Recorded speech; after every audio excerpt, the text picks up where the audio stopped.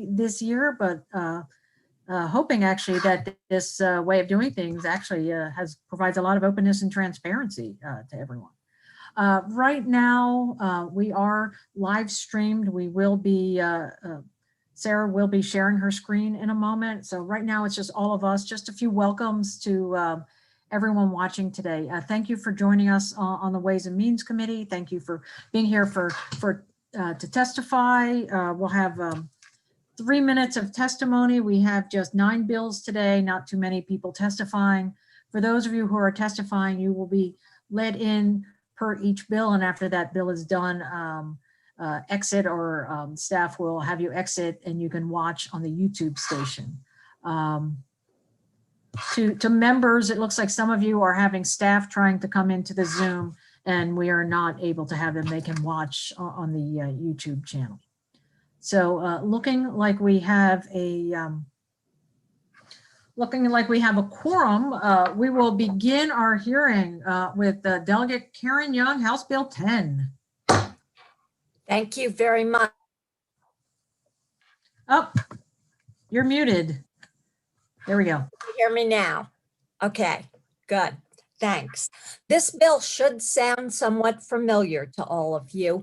We did have it in last year, but you all will remember that we were crunched last year for a variety of reasons. It's actually a very simple bill. What it does is it increases the tax credit for a living donor of organs, usually kidneys, liver, or lungs, from $7,500 to $10,000. You may recall that $7,500 was established by Speaker Bush about 3 years ago after he had undergone a liver transplant himself. More than 2,500 Marylanders are currently awaiting kidney transplants, and about 22 Marylanders die a day simply because they can't get a transplant. There are a number of impediments to this, but one we're trying to address is the high cost of non-medical expenses, such as lost wages, unreimbursed travel and lodging.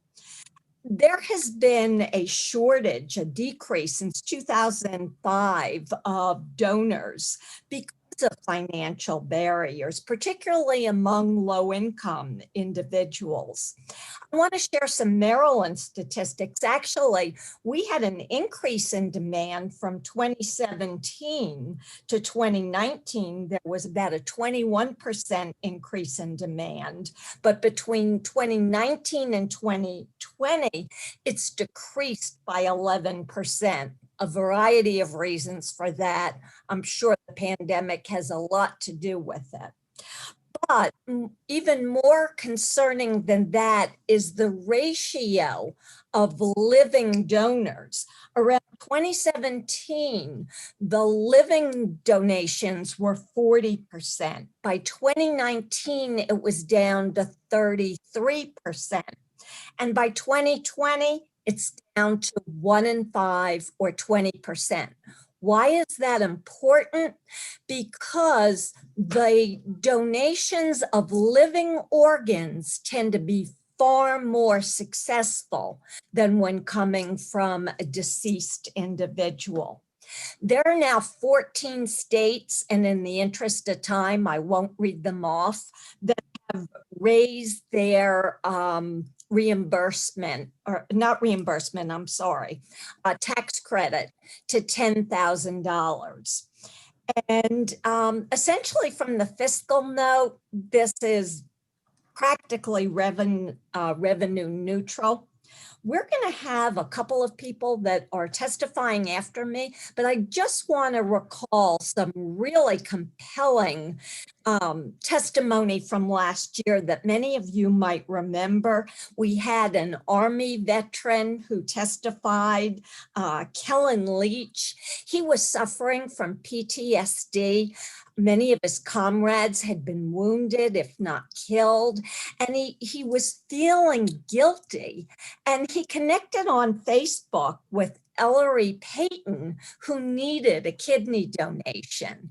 And he ultimately, he meaning Kellen, ultimately made that donation. And it really gave him the new purpose in life and a renewed belief that he was making a contribution. So I'll try to make the case here that this is primarily for physical health, but it has its mental health components as well. So with that, as I said, it's fairly simple bill, just raising the amount and pass on to the other individuals that will be testifying. Thank you very much, Delegate Young. I'm looking in the chat to see if anyone has the raised hand, and if anyone's having that trouble. If you need to raise your hand in real life. Not seeing any questions at the moment, Delegate Young. I think there are 3 people up to testify, and I don't have that list in front of me, and that's my fault in my little new office here at home. So Sarah, do you have that list to read the names, and I will find the list? Yes. We have Lindsay Gill, Shayla Harris, and Ellery Payton. So do you want to do Lindsay Gill first? Yes, please. All right, I need to get the timer shared. Thank you.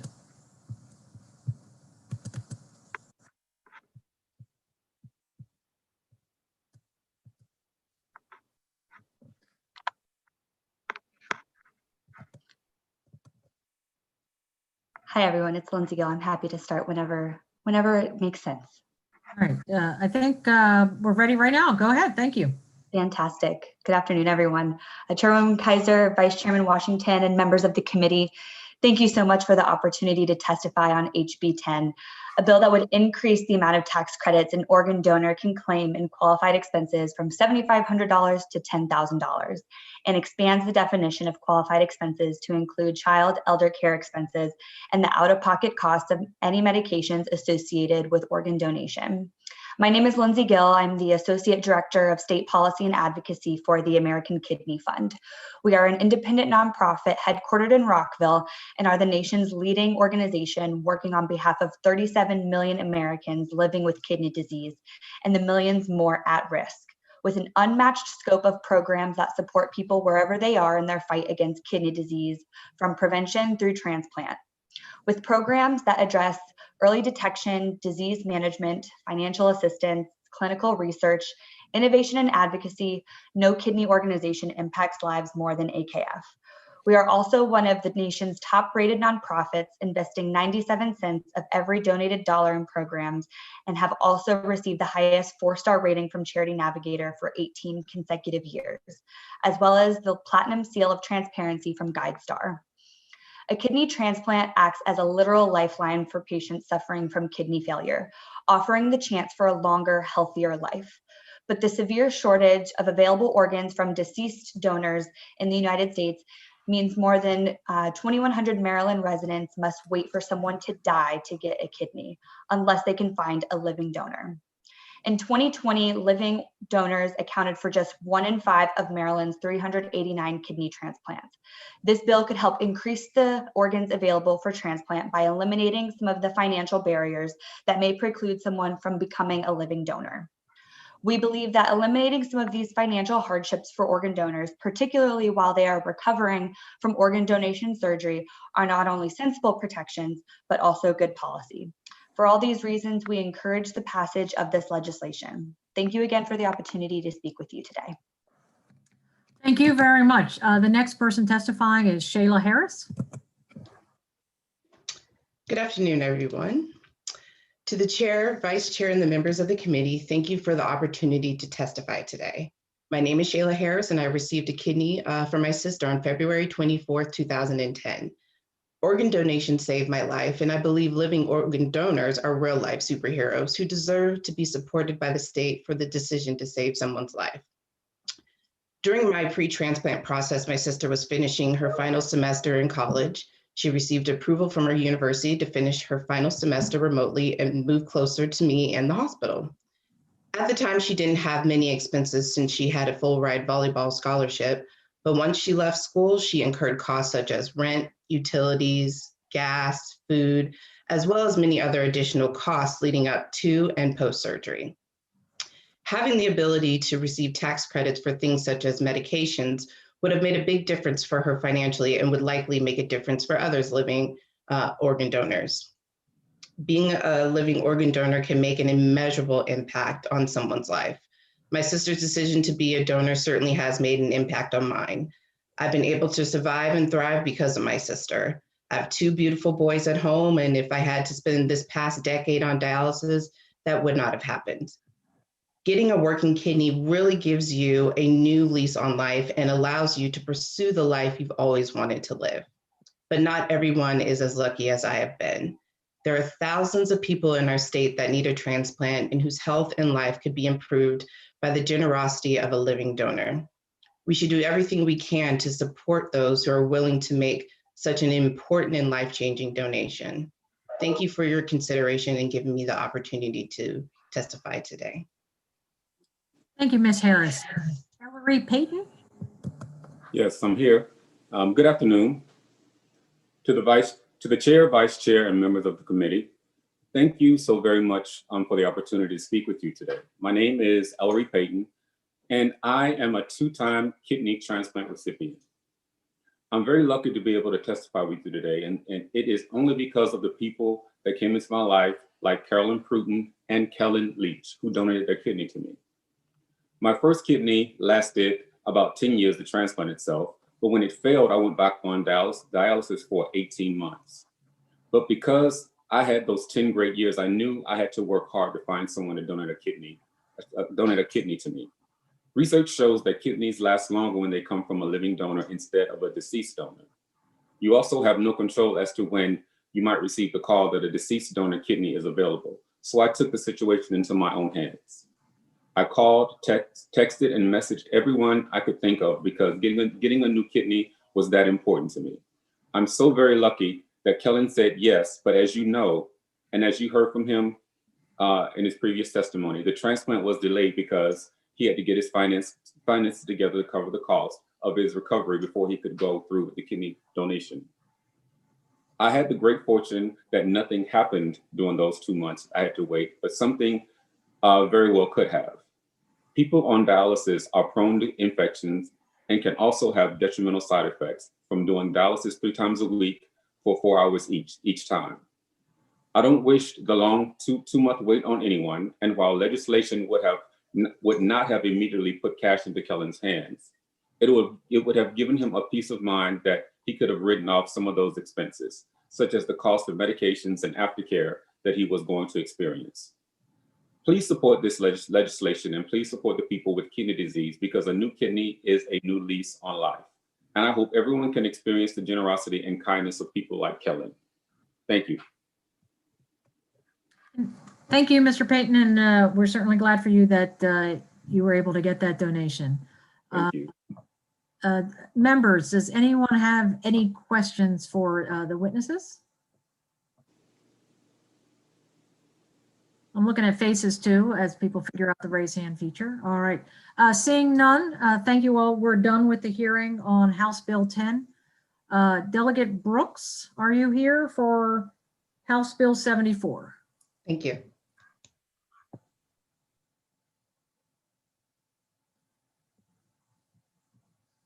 Is Delegate Brooks here? All right, we might have to, not in the waiting room either. He has the next 2 bills. Let's just look, is Delegate Grammer here? May have to move to a member that has a bill. Delegate, the question, Delegate Guyton? Thank you, Madam Chair. I'm sorry, this is more of a procedural issue. I am trying to locate all of the testimony as we're going through this on the screen. Is there any way anyone can direct me to that? I have 2 computers open, but I'm still not finding witness letters or any other information about the bills other than the fiscal note is, and I'm sorry to just be figuring this out now, but I know we're all being patient with one another, so I hope that that applies to me as well. But I do want to see all the testimony. Of course, if anyone has found it, if you could please unmute Delegate Palakovich-Carr and share this. Certainly, it's through the floor system. So if you log into that through your state computer, like last year, you'll have to search by bill number, but then you'll be able to access all of the testimony that's been submitted to the committee. Sure, and perhaps it's because I'm on this computer. All right. I'll figure it out, but I do want to give everyone their due. Okay, well, you've given us a chance to recontact the next few people testifying. So, Madam Chair, yes. if you wanted to go to House Bill 143, Delegate Palakovich's Carr's bill, the last one on the list, we have witnesses in the waiting room. Okay. All right. Well, then we will move to House Bill 143, and apologies to others who are waiting, but the bill sponsors aren't in the room. They have been reached out to. So, Delegate Palakovich-Carr, are you able to transition to doing your bill? Certainly. And I'm sorry, Sarah, did you just say all three of my witnesses were in the waiting room and are ready to go as well? They're in the waiting. I just admitted them. Okay, great. Yep, happy to go then. Yeah, so for the record, I'm Delegate Julie Palakovich-Carr here to present House Bill 143. This legislation would create a tax credit for very low income Maryland families that have children. So we all know that there are many Marylanders that are struggling financially during the pandemic, and that is especially true for households that have children. And I think that's very well documented in numerous places, but some data that the Census Bureau took through surveys this fall are particularly illustrative of that. So they found that 15% of Maryland households with kids didn't have enough food to eat in the prior 7 days, that 39% of households had lost income, and that 28% of households said that it was difficult for them to pay for usual expenses like car payments, rent, and medical expenses. And that fully 50% of those surveyed, half, said that they thought it was somewhat or very likely that they would be evicted in the coming months. And an additional 5% said that it was very likely that they were facing foreclosure. So clearly there's great need for the state and especially the federal government to take action and to help relieve the struggles of many Marylanders and many Americans. But we know that even once the pandemic ends and financial and economic recovery occurs, that there will still be many Marylanders in need. That is why Senator King and I are reintroducing our legislation to create a Maryland child tax credit. And this legislation would provide a up to $500 tax credit per child that's refundable, and it's targeted just to the very lowest income families in Maryland. I'll note that this program does piggyback off of the federal child tax credit, which I think you'll hear about a little bit more from one of the other witnesses who is signed up. But I will note that the federal tax credit does purposely exclude the very lowest income taxpayers, as well as those who are not US citizens. And the impact of those federal exclusions are not felt equally across society. There actually are very grave racial disparities because of those federal exclusions. And so we're at a point now where it's been well documented that more than half of Black children and fully half of Hispanic children don't qualify for the full federal child tax credit. So in a year and in a session where it appears that we're going to have some much needed and long overdue conversations about racial inequities and racism in our state and in our state laws, I would hope that we would also take the opportunity to look at areas that we can take action within the tax code to address these racial disparities and inequities. Finally, let me just note that we do have written testimony in addition to the few folks you're going to be hearing from orally in a moment, but written testimony in support of this legislation from a number of groups, including the Latino Caucus, the Developmental Disabilities Council, Marylanders Against Poverty, Maryland Catholic Conference, Parents Place of Maryland, Montgomery County Community Action Board, Women's Democratic Club of Montgomery County, the ARC of Montgomery County, Greater Baltimore Committee, and the Maryland Legislative Coalition. And so with that, thank you colleagues for your time. It's great to be back with everyone, even if it's just in this virtual format. Thank you, Delegate. Does anyone have any questions for Delegate Plakovich-Carr? Delegate Hornberger?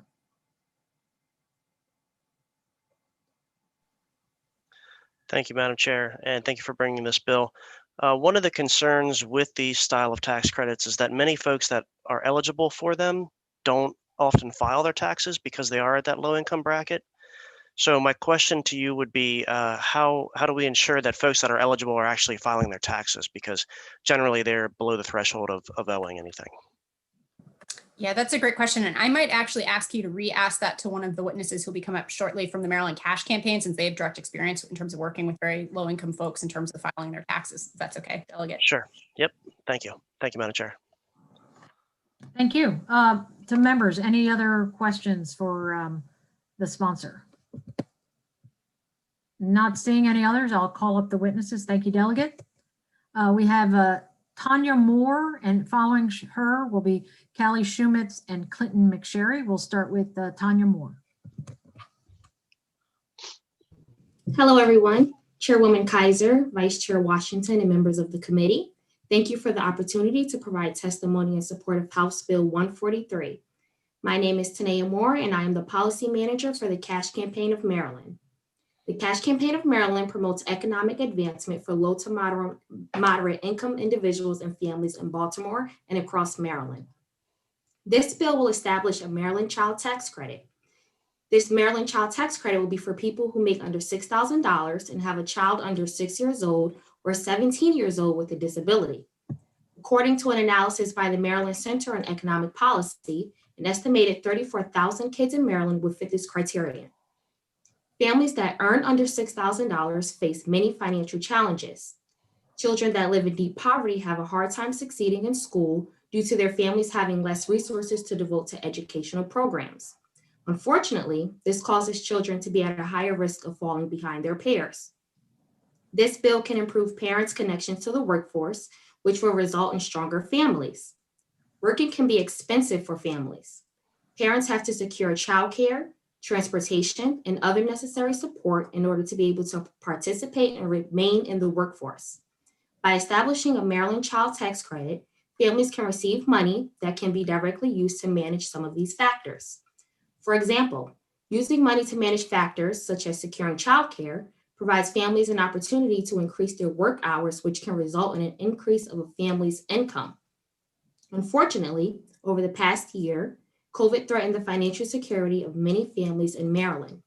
Consequences of COVID-19 includes job loss, the difficulties regarding transitioning from in-person to online schooling, and the closing of many other resources that parents usually have access to and relied on.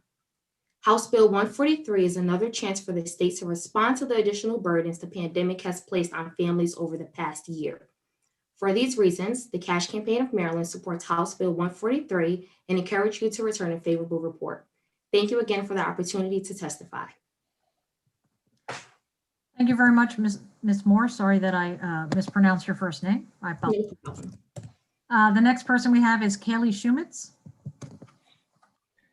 Hi, thank you, Madam Chairman, members of the committee. My name is Callie Shumitz. I'm Director of Communications and Partner Engagement with the Maryland Center on Economic Policy. And we're a nonprofit, nonpartisan research organization that believes all Marylanders should have the opportunity to achieve their full potential in a healthy economy that offers a widely shared and rising standard of living. So I appreciate Delegate Plakovich-Carr starting off by kind of grounding us in the economic challenges folks are facing right now. That's exactly why these kind of working family tax credits, like the child tax credit, are so important. Right now, the federal child tax credit provides about 300,000 Maryland families an income boost of up to $2,000 per child at tax time. And research shows that this income boost can bring lifetime benefits for kids, as I think one of the other speakers will address. But as Delegate Plakovich-Carr mentioned, the current federal tax credit leaves out a lot of children who would really gain the most from this increased family income, particularly so if that includes families whose income is less than $2,500 per year who are not eligible to claim the credit at all.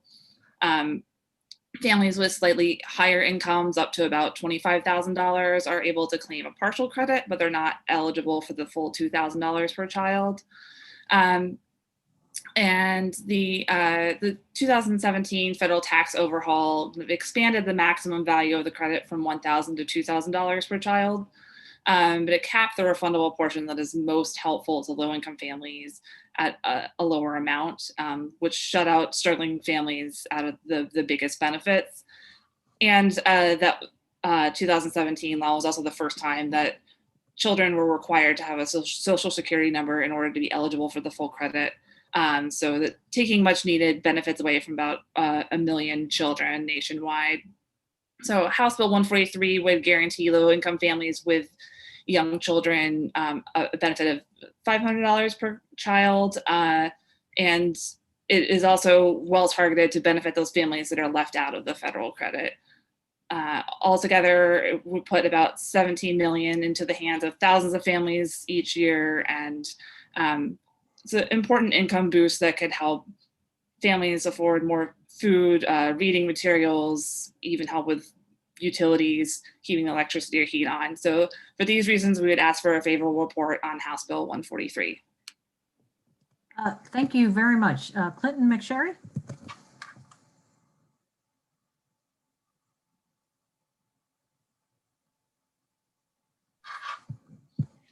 Madam Chair, honorable members, good afternoon. My name is Clinton McSherry. I'm the Director of Public Policy at Maryland Family Network. It's a pleasure to be here, as it were. In support of this legislation, I have submitted written testimony, so I'll be very, very brief. Poverty, and especially what has been called deep poverty, has a devastating impact on families and on young children in particular. The children's physical health, their social and emotional development, their school readiness, and their ultimate life outcomes face severe challenges. Even a modest increase in income for these families has been demonstrated by the National Institutes of Health, among others, to result in significantly better outcomes, both for individuals and for society as a whole. We want to give a lot of credit to the sponsor for introducing this legislation, and we thank you and urge your favorable support. Thank you, Mr. McSherry, and to all the those who just testified. We have questions. We'll start with Delegate Lutke. Thank you, Madam Chair. Kelly, I think you're probably the best person to answer this question. If the goal is to help make sure that low-income families with children have the resources they need to provide for their basic needs, why do this through the tax code? Why not just create a grant program? I think, the tax code is an available tool that we have. There's structures already in place for other refundable tax credits. And, I think it gives people cash that's flexible that they can use. So creating a new grant program would have administrative requirements to set it up, presumably, depending on how it's structured. So I think that's the main reason. And, there's a lot of research that shows that the earned income tax credit and the child tax credit are very effective at lifting people out of poverty, even though it's a one-time payment. So I think those are the reasons to kind of build on the existing structures that are there rather than creating something new. Sure, but and I think it's a problem for both the EITC and the federal child tax credit. There are a lot of people who would be eligible who just never apply. Like, we're not getting that money in the pockets of everyone who needs it. So, wouldn't it make more sense just to build something new that does reach everyone? Yeah, I think there are definitely, there's been pilot programs around the country looking at things like different variations on universal basic income or things like that, that don't require people to apply, that have fewer administrative barriers, and those are certainly worth looking at. I think, those might require more time to set up. So if you're looking to get money out to people quickly, especially in this current moment, using the existing structures of the tax code, we definitely agree it's a concern that it's not going to necessarily get to 100% of the people who are eligible or 100% of the people who need it. But it would get to tens of thousands of people who do need this and would benefit those families. Gotcha. I appreciate it. Thank you. Thank you. Any other questions from members? Any other questions? All right, thank you. We're done with the hearing on House Bill 143. We have two members waiting, two members from other committees waiting to testify. We're going back to Ben Brooks, who has House Bill 74, and then Delegate Brooks will take House Bill 282 after that. So House Bill 74, income tax credit for energy efficient upgrades, passive houses. Delegate Brooks, go ahead. All right, thanks, Chairman Kaiser and Vice Chair and members of the committee. Thanks for the opportunity to testify before you on HB 74 as an income tax credit for energy efficient upgrades on a passive home. Yeah, the purpose of this bill is to provide a tax credit for the installation of efficiency products in residential properties. You know, that is a single family or a multifamily rental unit, and the credit may not exceed 10% of the cost of that particular project, or $2,000, whichever is less. Now, an energy efficient upgrade would include things like, triple pane windows that are filled with argon or krypton gas, stone windows, weather stripping, caulking, and duct sealing and installation. You know, and the passive home is not a brand, but it is rather a building standard, and that would lend itself to being energy efficient. You know. And these passive homes are comfortable, they are affordable, and they are ecological. And what they do with that envelope, what you want to do, whatever is outside, you want to keep it outside, and whatever is inside, you want to keep that inside. You know, and then with a passive home, you can really reduce your heating demand pretty close to almost about 50%. You know.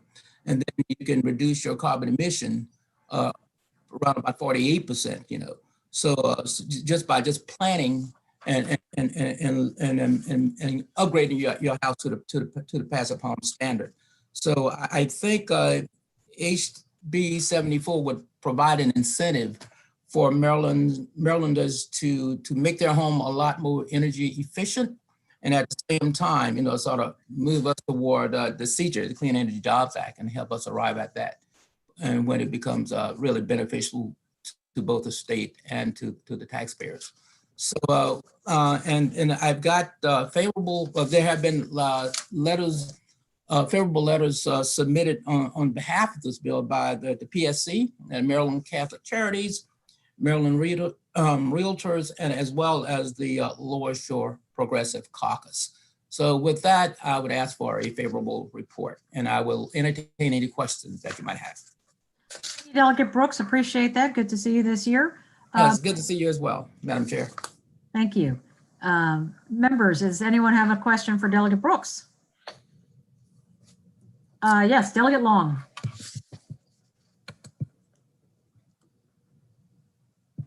Thank you, Madam Chair. You made a quick mention about multifamily dwellings. I'm just curious, is that for owner-occupied properties only? No, it could be an investment as well. Okay, thank you. You're quite welcome. All right, thank you. Delegate Lasanti, and then Delegate Guyton.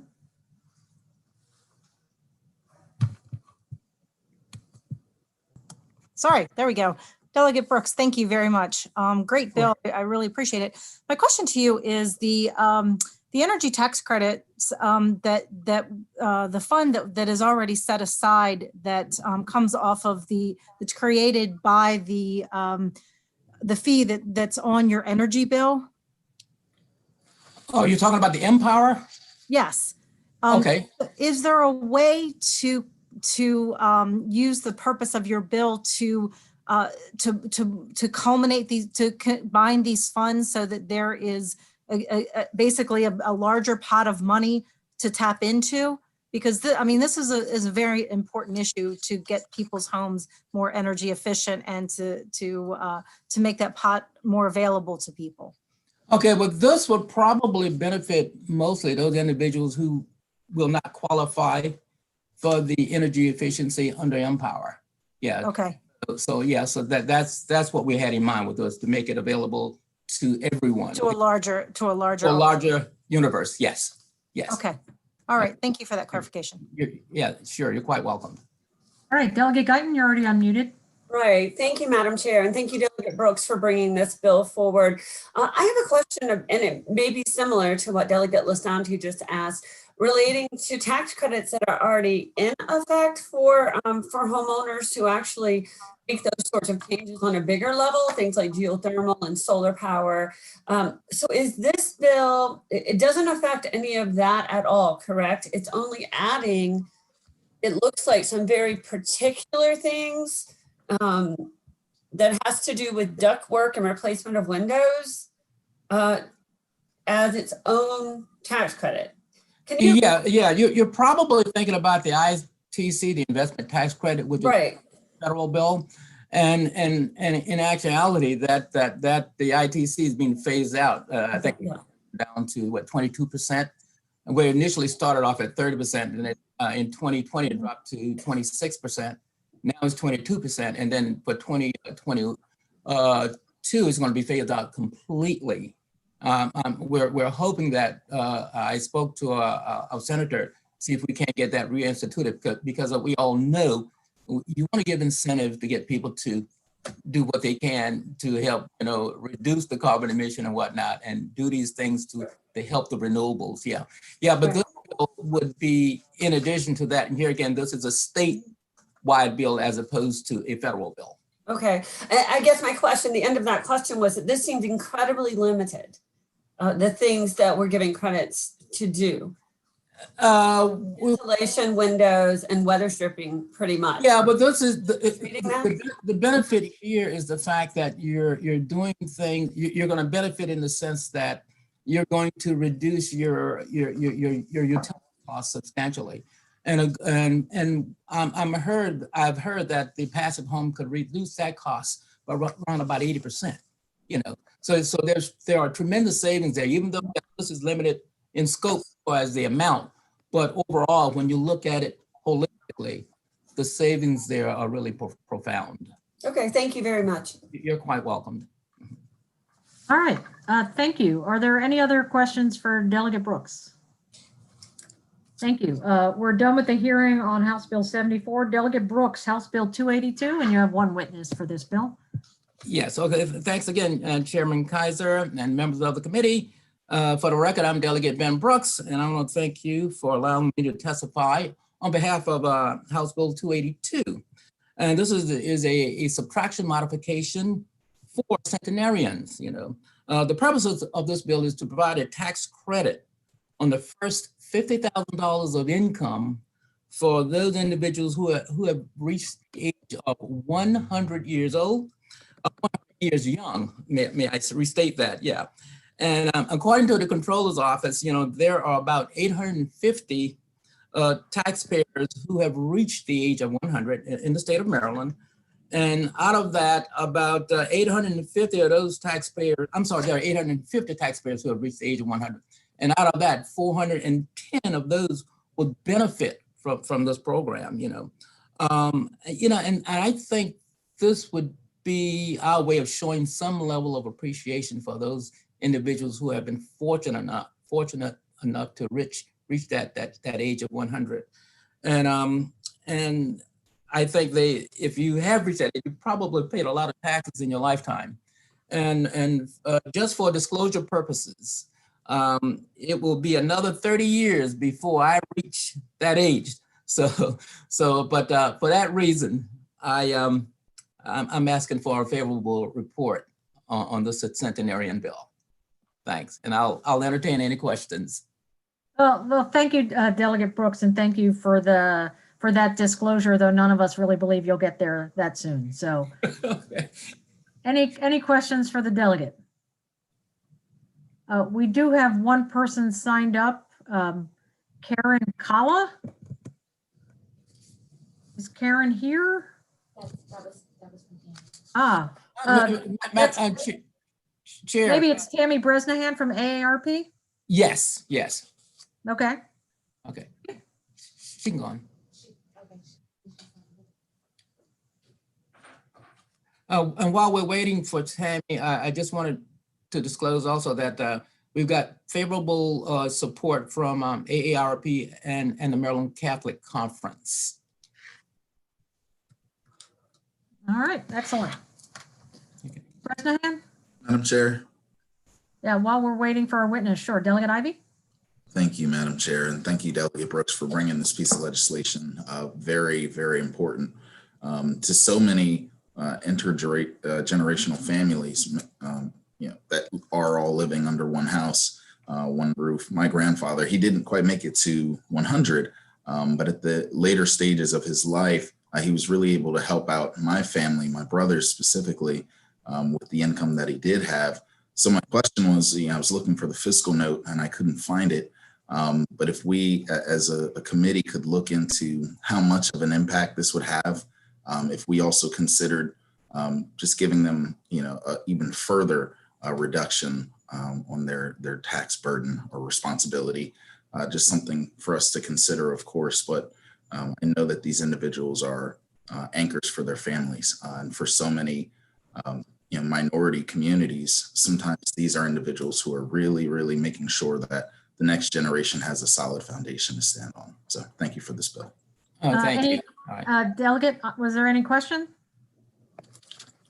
Well, I know the fiscal note's not there, so I'm not going to ask you if they've given you any specific dollar figure on this. I guess that's a question for the drafters. Okay. I know Isn't that so? My apologies, Madam Chair. All right. I think Tammy has left. Are there other questions for Delegate Brooks? Seeing none. It looks like the fiscal note is available. The cost is $550,000 annually. And Chairman, may I also add that I think the installation cost would be about $60,000. So. Okay. Thank you for that. Okay. We're done with the hearing on this bill. We have 2 members waiting who have no one testifying on their bills. We'll first take Delegate Grammer and then take Delegate Wilson. Delegate Grammer. Yes, ma'am. 166. Madam Chair, can you hear me okay? Yes. Hey, thanks for having me. For the record, Delegate Robin Grammer here to present House Bill 166.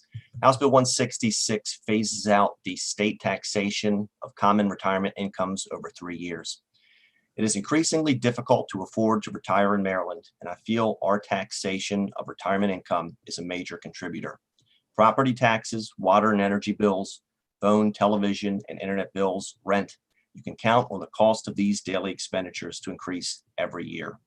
Rarely, if ever, do fixed incomes receive a supplement. Inflation leaves those in their golden years with diminishing ability to afford regular bills and everyday expenses. Maryland has many aging communities of people who have lived and worked in Maryland their entire lives, paid taxes their entire lives, and wish to age in place where they can afford to live close to their children and grandchildren. Increasingly, Maryland retirees are not able to do that. I continually receive feedback from residents who aren't able to afford the skyrocketing cost of living in the Baltimore region. And I believe we should do what we can to keep lifelong Marylanders in our state. Easing the burden of taxation on our retirees is a great way to do that. With that, I'll close. I'd be happy to answer any questions about House Bill 166. Thank you, Delegate Grammer. Does anyone have any questions for the delegate? All right, thank you. Seeing none, we're done with House Bill 166. Madam Chair, I had a quick question. Oh, go ahead, Delegate. Yes, sir. Delegate Grammer, how you doing? Hey, good to see you, brother. Good. Did you get a chance to look at the fiscal note? I did. How much is it? A lot. It's $90 million for the state the first year and increases after that. $850 million when fully implemented. So Delegate, I just want you to know every year we run a contest in Ways and Means for the largest tax credit. And so far you're the winner. Yeah, I figured it was going to be up there. One thing I would ask you to consider, I mean, maybe it's just my district here, but with COVID, many people are hurting right now, and it's all the fixed income communities, and most of which are elderly. And things were tough even prior to COVID. When we have BGE meetings, I mean, it's a couple questions about how do I make my home more energy efficient, but most of the questions are how do I get, a supplement? How can I apply for a grant to pay for my energy bill? And a lot of these people I feel are forgotten, and these are people in every community across the state. So if there's something you can do to fix this bill, make it better, help out a very vulnerable community, I think they could use your help. I appreciate that. Just a suggestion, in future years, you might think of income testing it because that would significantly reduce the fiscal note if you're not giving the exemption to people that are making significant amounts of money. So. I'll write that down now. Thank you. Yep. All right, thank you. Any other questions for Delegate Grammer? If not, thank you, Delegate Grammer. Thank you for joining us today. We will go next to Delegate Wilson, House Bill 358. Who's on the beach? Good afternoon, Madam Chair. Can you hear me? We can hear you and we can see you on the beach. I want to say, number one, I do want to compliment you on your way of letting us know what bill we're on today. I do hope you spread that to your fellow chairman because it does make a lot of sense to be able to go back and forth and see where we are in the bill hearings because I'm always confused when I go back to see them. So thank you. Delegate C.T. Wilson here presenting House Bill 358. This is a Maryland income tax checkoff bill for our veterans. For those of you who've been around, I've probably been presenting this bill every year for about 10 years now. And it's been getting out of Ways and Means for the past several years. This is the exact same bill that you voted on last year. And I believe the year before that. And basically, I don't want to take too long as we're aware that we have a huge issue with homeless veterans. Over 40,000 folks in this country on any given night are homeless veterans. The Maryland Veterans Trust Fund is set up and has been set up since 2010 to help hundreds of veterans who have fallen on hard times. In 2020, they provided approximately $140,000 in grants to veterans in needs. All this does is establish an income checkoff. It's voluntarily collected by the controller and enables the agency to provide more financial and fiscal assistance to veterans in Maryland that are in need. It's not intended to take the place of any funding that will be appropriated by the department. As we see by the fiscal analysis, there's a $60,000 one-time computer programming expense. Apparently that's a good contract to have. That seems relatively high, but I understand. I do understand that there's sometimes opposition to this bill as far as the danger this may face to other existing tax checkoff boxes. But I believe that's inaccurate because at the end of the day, these are all noble causes and they should not be pitted against one another.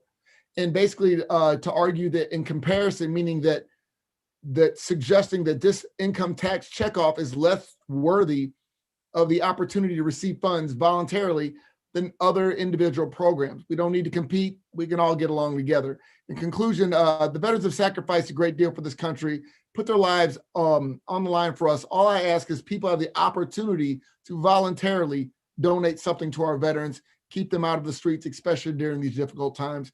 I ask for a favorable report on House Bill 358. Thank you, Delegate Wilson. Thank you for bringing this back. Members, are there any questions for Delegate Wilson? Yes, Delegate Barnes. Thank you, Madam Chair, and thank you, Delegate Wilson, for bringing this back. And if you have brought this back 10 years, I've been on this committee for 6.5, so it's good to see you for 6.5 years. My question is, I think Ways and Means have been doing our part. What has been the holding point in getting this turned into law? And I know you said that there are competing checkoffs, but what can we do differently to see this bill through? And honestly, the problem we run into is individuals who just say that they don't like income tax checkoffs. Not sure what the rationale it is, but we are working it through the Senate and hope to have a better resolution this year. Last year, I felt very positive about our chances, but then when the COVID hit, emergency hit, we started cutting short the bills that we had going forward. So I'm hoping that this is a good year. I understand people are very stoic in the Senate sometimes, not very malleable, but I'm hoping times are changing people's hearts. Thank you. Thank you, Delegate Barnes. Thank you, Delegate Wilson. Any other questions? Delegate Lutke. Thank you, Madam Chair. Delegate, I think we're probably going to have our first subcommittee meeting on the 22nd. Does that sound good for moving your bill? That would be awesome. Thank you very much. Got it. All right, Thank you, guys. you bet. Any other questions for Delegate Wilson? All right, thank you. We're done with the hearing on House Bill 358. Delegate Young is next with House Bill 371. I don't see him here yet, though we have called for him. Delegate Feldmark, you take your first bill, House Bill 6. Delegate Young. Thank you, Madam Chair. Delegate Young is here? I'm sorry, wait one moment. Is someone Yes, telling me he that Young is here? Yep. I'm right here. Okay, Delegate Young, House Bill 371. Thank you, Madam Chair, members of the committee. Happy to introduce House Bill 371, State Lottery Instant Ticket Lottery Machines for Fraternal Organizations, mainly the Homeless Veterans Act 2021. This bill expands qualifications of existing statute to allow fraternal organizations to maintain instant ticket lottery machines, which currently isn't available within their establishments. This would open up an additional source of funding for veteran service-focused organizations, and also the ability to help fund homeless veteran projects across the state, as well as be housed within the Division of Neighborhood Revitalization in the Department of Housing and Community Development and the Maryland Veterans Trust Fund within the Department of Veterans Affairs. With this source of funding, these departments will be able to offer assistance to veterans experiencing homelessness in Maryland. HB 594 would also impact thousands of individuals throughout the state of Maryland by providing access to quality education apprenticeships and employers needing skills to, one, get out of poverty, assist once they're transitioning out of the military, and assist if folks are homeless and trying to get out of homelessness. Furthermore, it's a credit that will create a workforce pipeline for Maryland employers to access veteran populations that are skilled and ready and willing to work. With your thanks, I appreciate the opportunity to present HB 371, and thank you for your time. Thank you, Delegate Young. Hope you're well. Any questions for the delegate? And to members, the chat feature is better than the raised hands as we all figure this out. It'll be easier to see things in order. Seeing no questions for Delegate Young, we do have two people here to testify, and we'll start first with Mr. Corey Bradley. Oh, you have to unmute.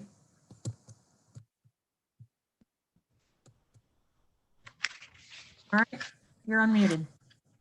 Thank you, Chairwoman Kaiser, and members of the Ways and Means Committee. First, let me say it's an honor to be here to be able to speak to you about something I'm passionate about. Today, you will hear from our current state president for the Benevolent and Protective Order of Elks located in Maryland. And I know he shares my same passion and enthusiasm.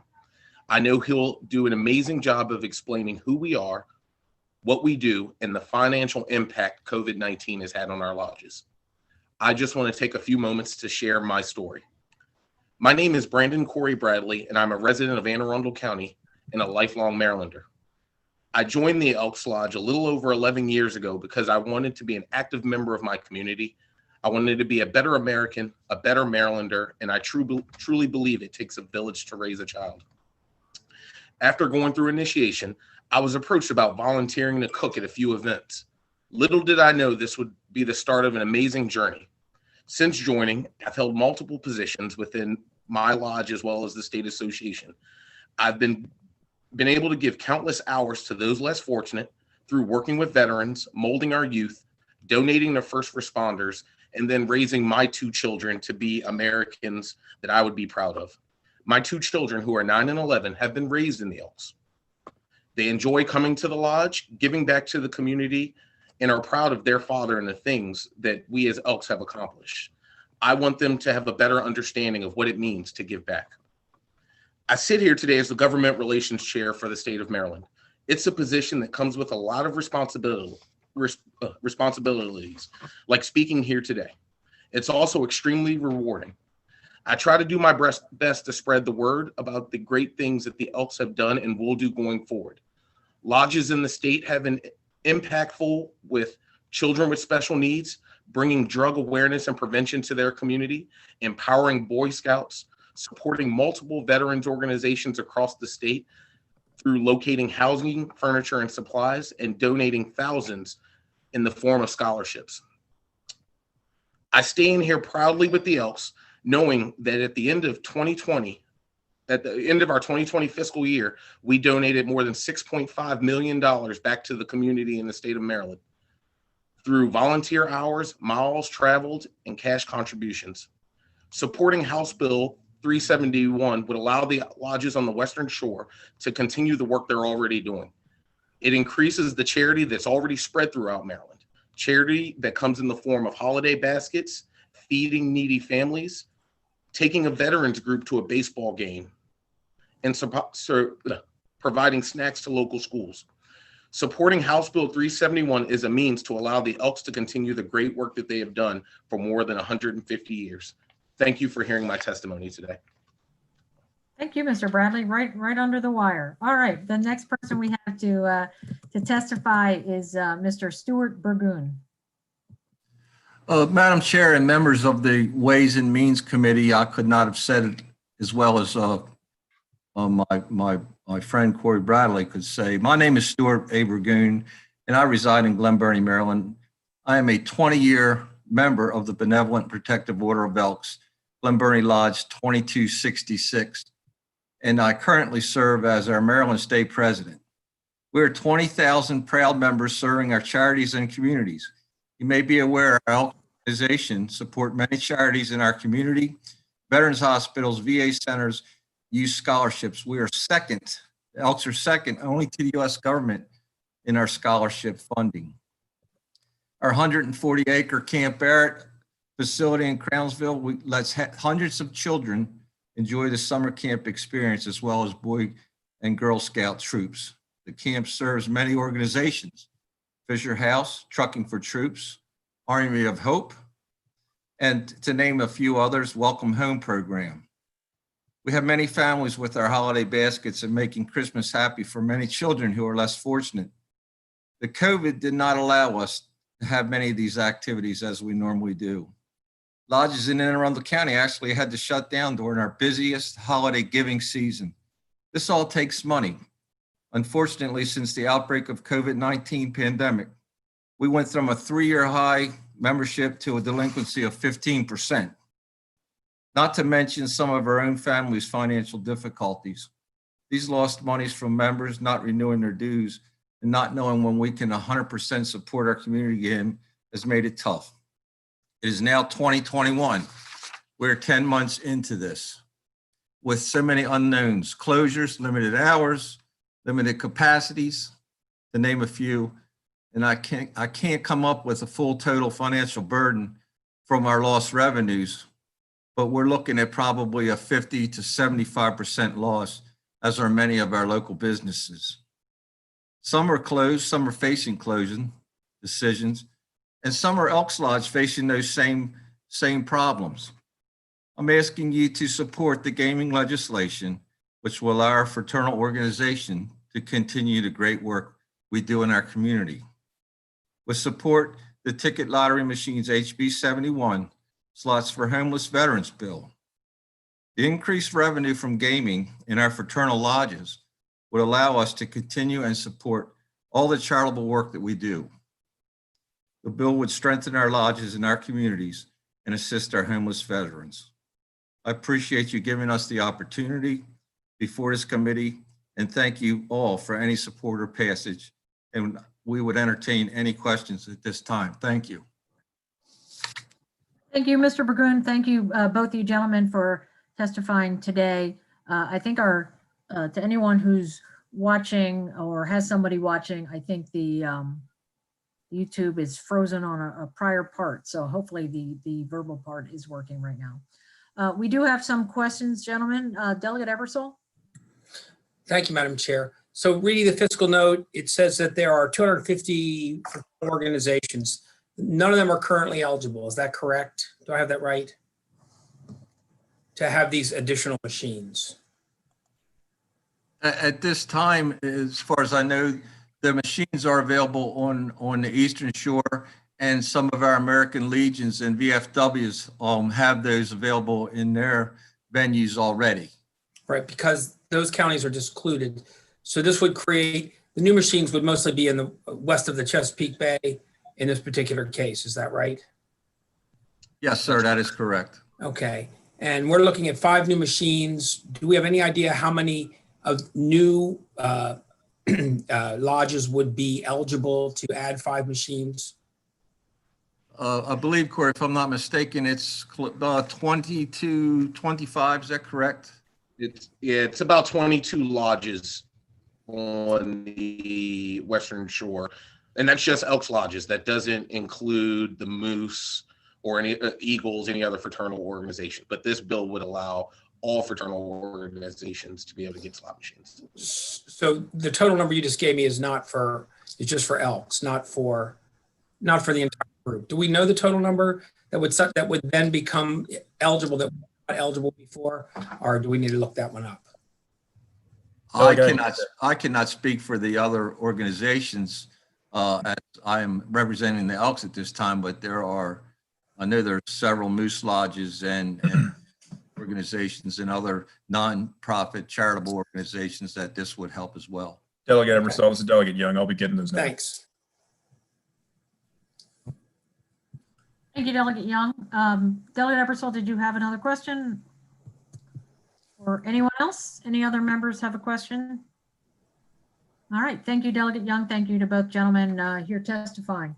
We're going to move to our last 2 bills of the day. Delegate Feldmark, House Bill 6, Economic Development for TEDCO Alteration. Thank you, Madam Chair. And good afternoon, Chair Kaiser, Vice Chair Washington, and committee members. It's good to see you all again. And I'm pleased to be here asking for your support of House Bill 6.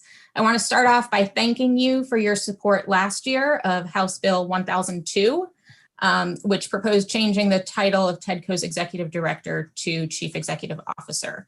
As you may recall, that bill did pass the House, but did not make it through the Senate. This year, House Bill 6 incorporates that title change and also proposes a change in the composition of TEDCO's board. As you know, in 2019, in response to concerns, the General Assembly passed House Bill 543 to establish clear guardrails on TEDCO's investment activity and keep Maryland tax dollars in Maryland. Since that time, TEDCO has undergone leadership transition and made significant progress in addressing past issues. House Bill 6 proposes to build on that progress by adding 4 new seats to TEDCO's board, 2 appointed by the Speaker of the House and 2 appointed by the President of the Senate. These new board members appointed by the presiding officers will help maintain a closer relationship between TEDCO and the General Assembly. TEDCO supports the addition of these board members, both for the stronger connection to the legislature and for the additional diversity of experience and expertise which they will provide. I ask for your favorable report. Thank you. Thank you, Delegate. We have a question from Delegate Barnes. Thank you, Madam Chair. Delegate Feldmark. Feldmark, it's good to see you. And I like the bill. My question is just, what would be the purpose of adding 4 more new board members? So I think the purpose is in bringing that closer connection to the General Assembly, having members on the board who were appointed by and representing the presiding officers, just to maintain a closer connection, a closer working relationship with the legislature, closer oversight, and bringing additional diversity of experience and expertise, I think just comes with the additional seats. Right, so right now there are 15 members on the board, and you're saying that those 15 members don't bring the diversity or closeness to the legislators that you're seeking? Well, those 15 members are all appointed by the governor, and so this would bring 4 seats appointed by the presiding officers of the legislature. And we'll also hear from the head of TEDCO, and you might ask that question to him as well, Delegate Barnes. Okay, thank you. Delegate Smith. Thank you, Madam Chair, and thank you, Delegate for bringing this bill. It's also really nice to see you as well. One question I had was in the beyond the expanded appointments, from the presiding officers, I noted that there are spots reserved for people that represent colleges and universities. I wanted to know, had you considered or had anyone raised a concern about maybe being more explicit about perhaps teasing out Maryland State HBCUs because they do sometimes have a very different maybe policy orientation or perspective that might otherwise go maybe unacknowledged, not because, any real, reason, malice of intent, but just, it's a perspective that might not be fully represented if there isn't maybe a more nuanced, call out for that. So I just want to raise that as something that might, be of consideration. I didn't know if that had been. No, I appreciate you raising that point. It's certainly a point I'd be open to. We had not had that conversation specifically, but I think it's an important perspective to consider. So, thanks. All right. Thank you, Delegate Smith. Delegate Feldmark, are there any other questions for the delegate? If not, we have Mr. Troy Lamal Stovall, who is the new head of TEDCO, to testify. Welcome. Good to meet you the other day. Thank you. Appreciate your allowing me to speak today, Madam Chair. Delegate Feldmark, thank you for your sponsorship of this. My name is Troy Lamal Stovall. I'm the new Chief Executive Officer and Executive Director for TEDCO, Maryland's Engine for Innovation and Entrepreneurship. We are highly supportive of this bill, and obviously there's two parts to it on the title change. Even though it may sound a little self-serving for me, it is not. This is about positioning TEDCO to ensure that we are positioned. A lot of what we do is work with a lot of external funding sources and making sure that this title and the organization is representative so that we can have those relationships and those partnerships with those external institutions that feed and support and finance Maryland's growth in these entrepreneurial firms, tech-based entrepreneurial firms. And as far as the board, particularly as we believe that TEDCO can and will be part of the emergence out of COVID, having a larger diversity won't hurt us. We actually welcome having more voices to help guide and structure and making sure that we're thinking more thoughtfully, not just about this emergence and using technology for this emergence, making sure that we're being thoughtful about wealth inclusion and wealth expansion, and that that represents all of Marylanders in terms of participating in this economy. So in closing, I'm again supportive of this and welcome any questions that the delegates may have. Thank you very much. Any questions? Delegate Lutke. Thank you very much, Madam Chair, Mr. Stovall. So the question that Delegate Smith just asked about, you have a member on your board representing Morgan State, right? Yes, sir, we do. Okay. Would you have any objection if we were to consider an amendment to this bill to just make clear that one of the two members representing colleges and universities should be from representing an HBCU in the state? No objection from us, sir. Okay, thank you. Delegate Barnes. Thank you, Madam Chair. Mr. Stovall, it's good to see you. Always, sir. Absolutely. My same question that I asked the good delegate, and I know you said that you would welcome the 4 additional seats, but what specifically would you be looking for from those 4 individuals that you're not getting from the 15 that you already have on your board? Well, I don't know if it's not getting, so I don't, again, I got to say this, particularly in this, and given being new and dealing with the COVID, I very much depend on my board. I probably talk every day more times to Ms. Norton, the board chair, than I probably do my wife, which probably may not be a good statement of my marriage, but the larger point is that diversity of opinion. I've served with a number of boards, as I'm sure, and this is just such a going to be a difficult situation to make sure we think. And so the diversity of opinions, and I'm a big believer of diversity of opinions. And so it's not getting something, sir. I think it's the additive effect that we would be looking for. And I think Delegate Feldmark is right in terms of making sure that there's an intentionality of working and making sure that we're connected to the legislature, which you and I've talked about is something that I'm not shying away from. So I think there is a positivity that can be had by having these 4 additional individuals. No, I think Delegate Feldmark is spot on. I was just curious as to Was there something that you was not getting out of the current board? Yep. Because I believe that this year is all about diversity and inclusion. So I think, once again, not to be redundant, but I'm all for the bill. I just wanted to hear from you. Was there something specific that you were looking for with the appointment of 4 additional board members? No, sir, other than I got to send 4 more emails out, 4 more phone calls, you know, but Thank I you. think, but that's good. All right, thank you, Delegate Barnes. Good questions, Delegate and Delegate Lukey as well. Any other questions for Mr. Sobol? All right, thank you. Thank very you. much. Thanks Appreciate for you guys. joining us Thank you. today. Yes. Delegate Feldmark, close us out. Last bill of the day, House Bill 278. Okay, thank you, Madam Chair. Good afternoon again, and we'll keep this short. You are familiar with this bill, House Bill 278. You heard last year as well. This legislation would strengthen the eligibility criteria for a position to qualify for the job creation tax credit. And in doing so, it would refocus this tax credit program where our economic development efforts should be focused. And that is on creating, attracting, and retaining good jobs. Jobs that open a pathway for career advancement, jobs that respect the rights of workers, jobs that support healthy families, jobs that help promote strong communities.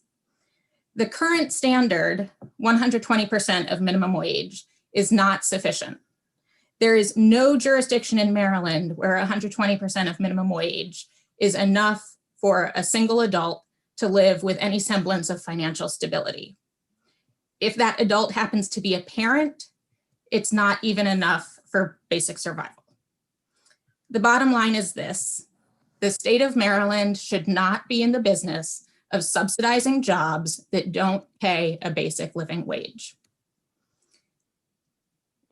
Economic justice is a complex issue. House Bill 278 is a simple step in the right direction. I ask for your favorable support. Thank you, Delegate Feldmark. We have one question so far. Delegate Buckle.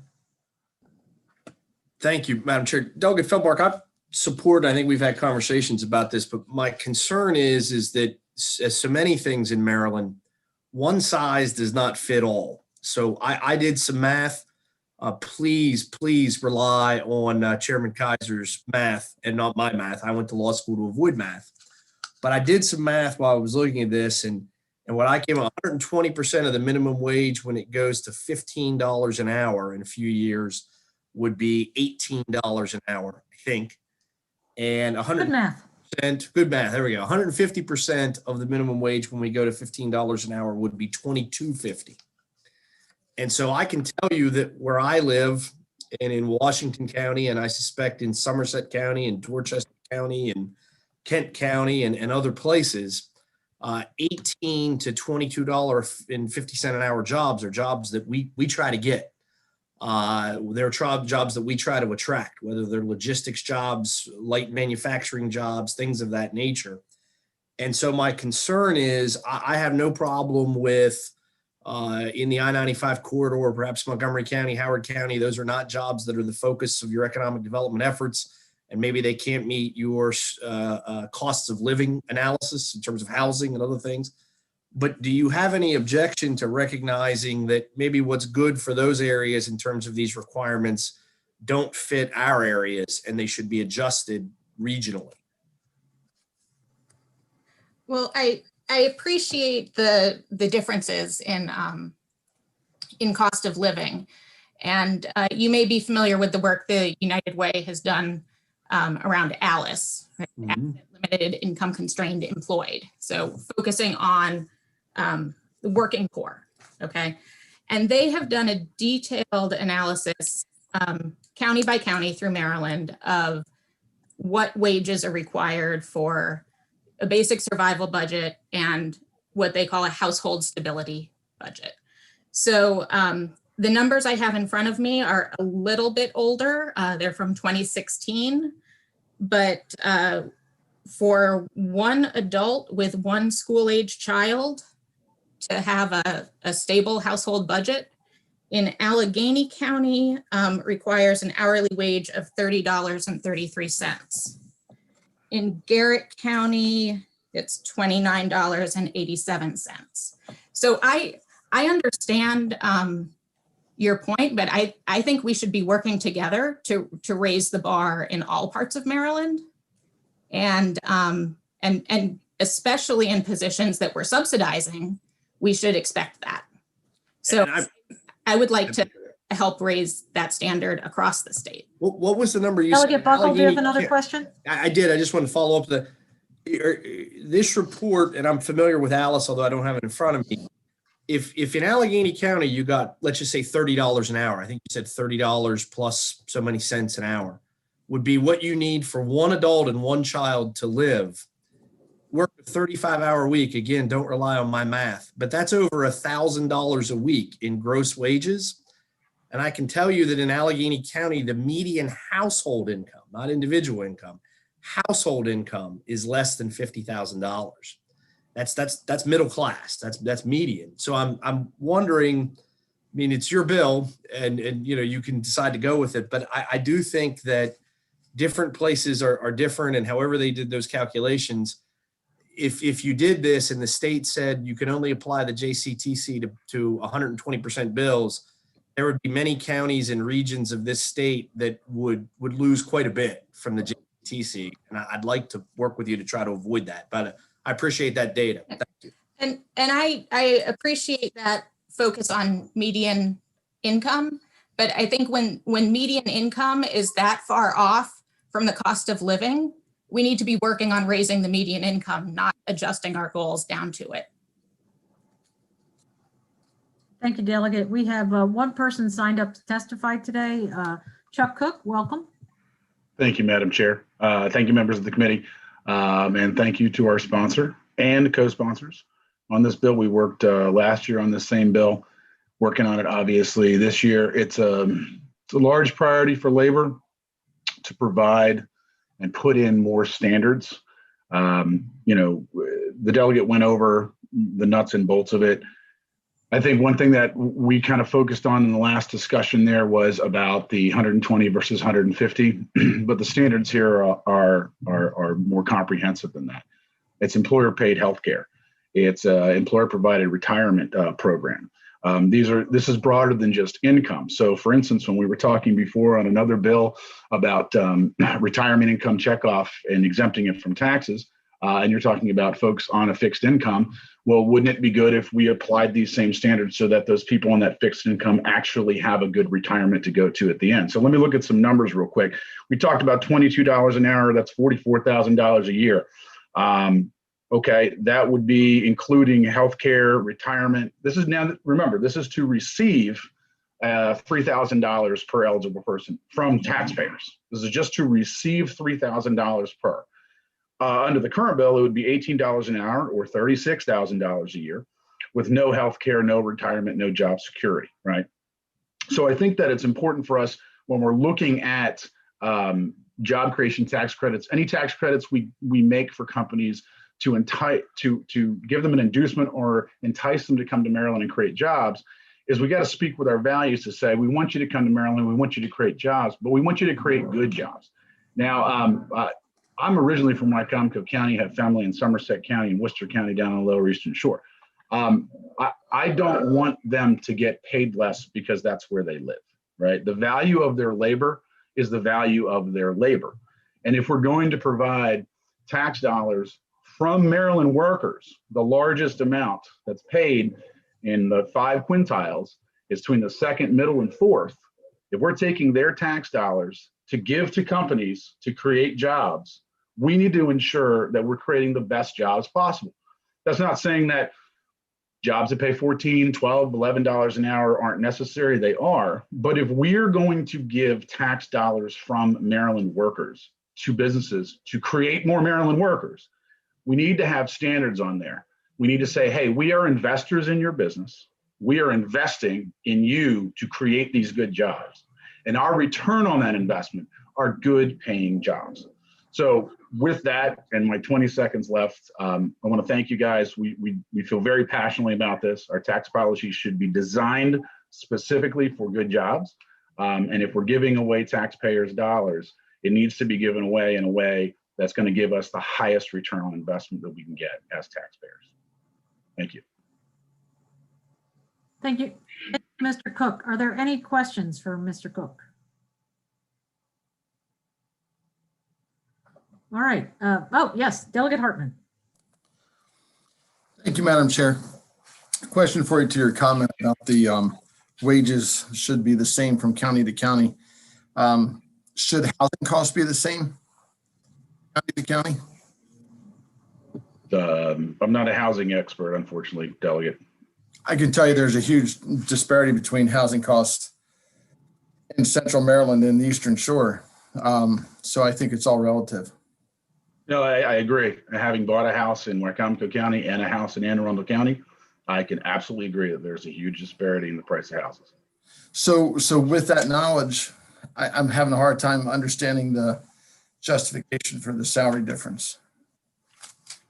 Well, I think that from our perspective, just on straight values, is that if I am a ditch digger, if I am a chicken processor, if I am pick any job, my zip code should not determine the value of my labor. My labor should determine the value of my labor. Now, I understand that zip codes may determine the value of the price of houses. I get that. I understand location. But I'm saying from a strict worker's perspective, when we start pitting regions against each other for lower wages, people will leave. They will try to leave and go to other places. Businesses will try to relocate where labor costs are the lowest that they can possibly pay. And if we don't value labor for the cost of the labor itself and the effort put in, then I think that we're doing a disservice to workers. And ultimately the taxpayer who is footing the bill for this credit. Thank you. Any other questions? Any follow-up, Delegate Hartman? No. All right. If there are no other questions, thank you, Mr. Cook. We're done with the hearing on House Bill 278. We're done with our first hearing in just a little under an hour and a half. To members, we will, like I said, with everyone's patience, we'll keep working on some of these, some of the technical issues for sure. Also to let you know, next week, while we don't have hearings on Monday and Friday, on those 3 days that we do have hearings, we have at least 13 bills each of the 3 days. So it will almost certainly be longer than today. So just wanted to get everyone started. There will be a briefing next Friday morning, but no hearing. So to subcommittee chairs who are thinking of moving any of these easy bills, I know that Delegate Lukey is already looking at next Friday for some bills from today and next Thursday. But that if any other subcommittee chairs are looking, that there will be Friday afternoon times during that block of time that we won't be having a hearing, or some of those mornings potentially for before our hearings in that morning time. The following week, I think we have more briefings, so it gets a little tougher to find that. So just to make everyone aware of that. And otherwise, if no one has anything else for the good of the body, the good of the order, say see you on Tuesday. Anything else? All right, everyone, take care. Stay safe, be healthy.